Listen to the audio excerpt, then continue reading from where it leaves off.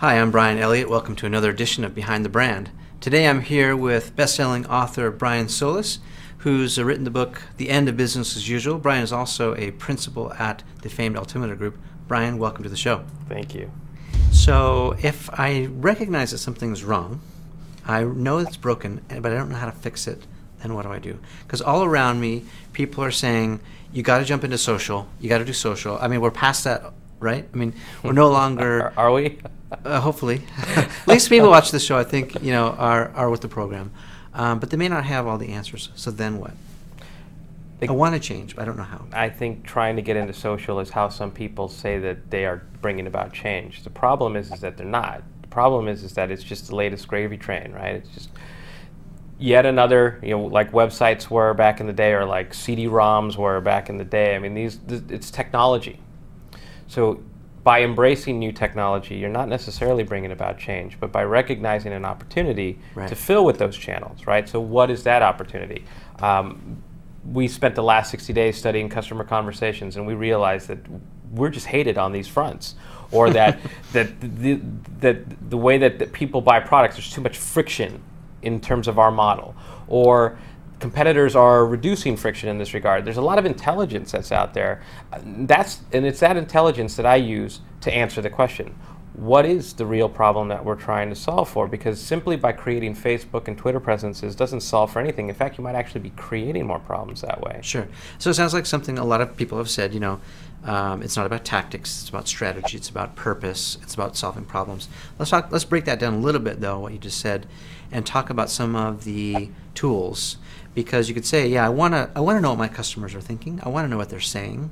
How do you go about doing that? What are some of these tools and maybe best practices that you could recommend? Well, actually, I don't know that anybody really wants to know what customers are thinking. I mean, think about it. I'll answer your question in a second, but think about it for a minute. I think we oversimplify the problem that we're facing. And by that I mean that we've spent decades getting further away from customers. We've invested in automation. We've invested in horrendous technology where a human being won't even answer the phone. Right. You can't even get a human being. It's crazy. We live in a world where the biggest cell phone provider in the United States will drop every phone call as you try to call customer service. Yeah. But the reality is, I think people want to get closer to the customers, but their actions don't say that. And all of their rewards mechanisms right now within the organization don't say that. How fast can you get someone off the phone? How quick can you turn? How many phone calls can you take? How many emails can you take? Right.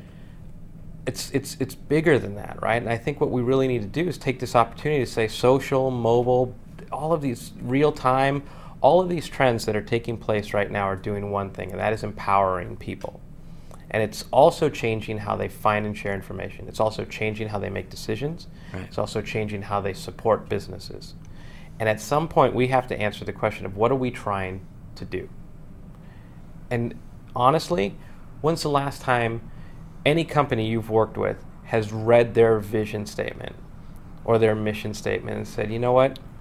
I am more inspired now than ever before, having reacquainted myself with those words. Doesn't happen because marketing wrote that. It's no inspiration there. This is that time. A lot of businesses I work with today, some of the biggest companies in the world will start right there.